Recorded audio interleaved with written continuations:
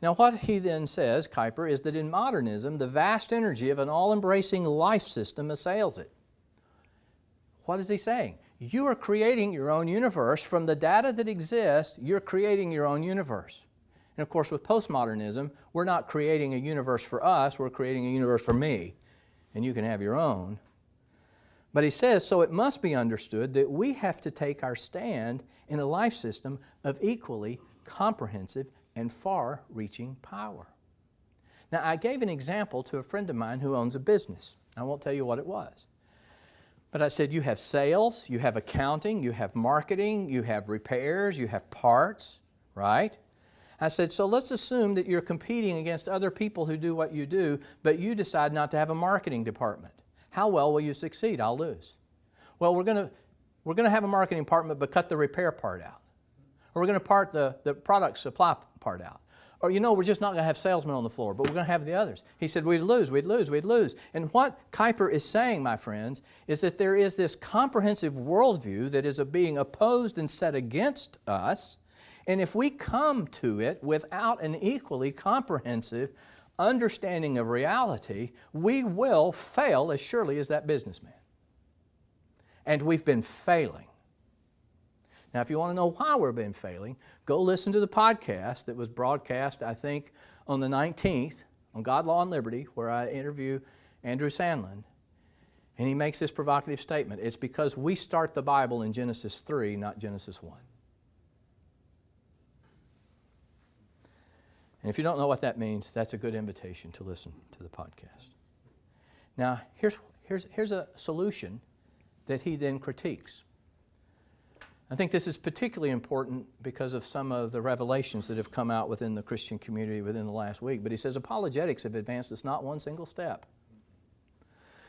Apologists have invariably, now listen to this is a harsh thing, begun by abandoning the sailed breastwork in order to entrench themselves cowardly in a ravelin behind it. Now, I didn't know what a ravelin was, so let me encourage you, if you don't read a book where you need a dictionary every once in a while, you're probably not reading a book worth reading.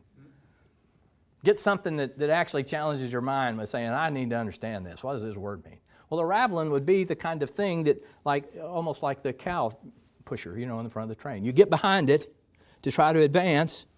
And he's saying that's cowardly apologetics. Now, why would apologetics not advance us?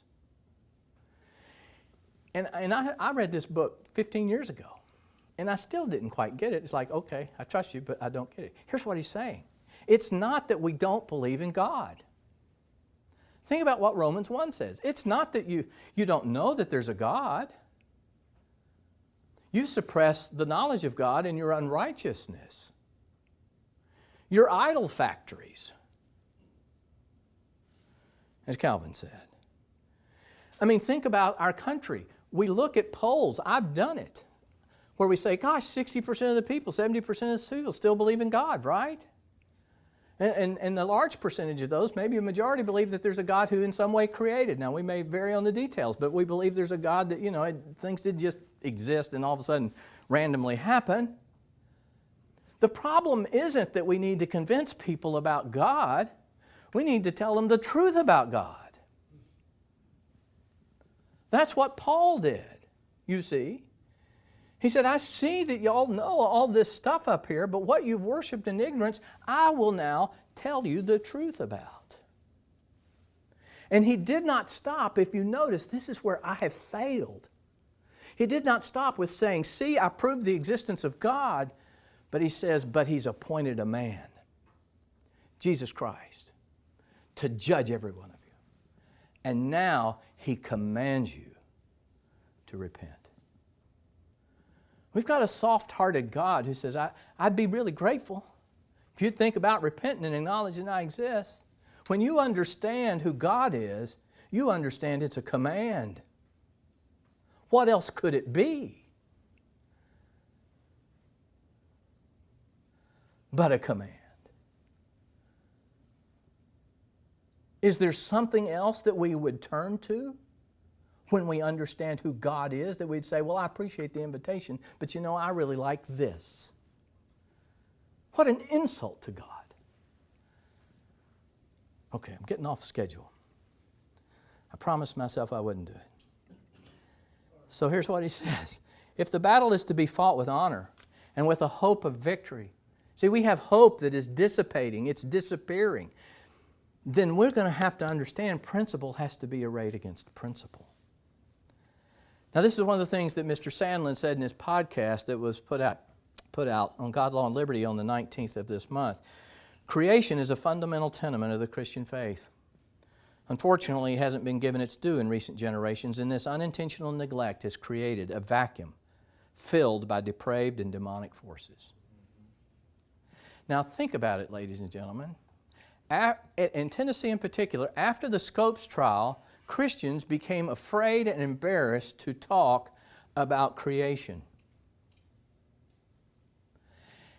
And we got caught up in all kinds of disputes about how the created order came, rather than just simply the fact that let's start with the proposition of who God is.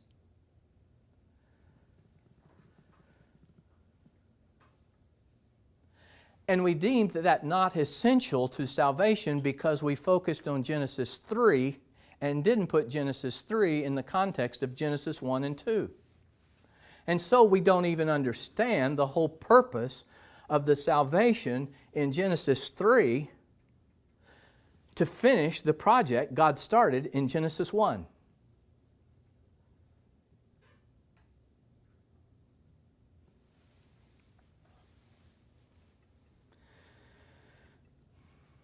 And so Sandlin says this: evangelicals, in sidestepping the implications of creation, have unintentionally contributed to the social apostasy surrounding us. This morning I read Psalm chapter 11, where it says that, what do you do if the foundations are destroyed? Which was actually a joke, like, you kidding? You can't destroy the foundations ultimately, because they're rooted in God before the foundation of the world. But God is always testing the righteous and the wicked. Always. And right now, I think He's actually testing the righteous to see how wicked we really are. The one presently at the forefront is the sexual revolution, and within the sexual revolution, the so-called same-sex marriage and gender fluidity. You see, when you don't talk about creation, you will wind up in these places. And think about the great angst and then sigh after Obergefell in 2015. This is terrible, now on with business. And we're surprised that President Biden issued an executive order saying we have to embrace transgenderism. Now that's coming up in the General Assembly. So now I want to move to help us look at some legislation in terms of whether, on the belief that if we have a social question, are we addressing what we're addressing in a way to address the social question? If not, then the trajectory will continue on the worldview that's now in place and will solve nothing except buy some time. And that's exactly what I think happened with Trump. We were not committed to what we believed in terms of principle arrayed against principle, and Trump bought time, and when he was gone, now the revolution continues on unabated. Just like with Napoleon. He stopped the reign of terror, he was gone, France moved on. Just like in England. We had the English Reformation, people like John Owen, that were helping people like Cromwell. They beheaded the king. And when Cromwell died, they went back to the king.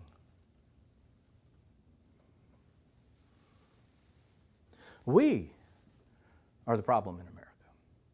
I have been the problem in America. Because I was just like the two people I'm about to quote from. And again, I say this is not to embarrass anyone. It's not to call into question their justification. It is to say, are we addressing the root problem of the social question that exists or missing the mark?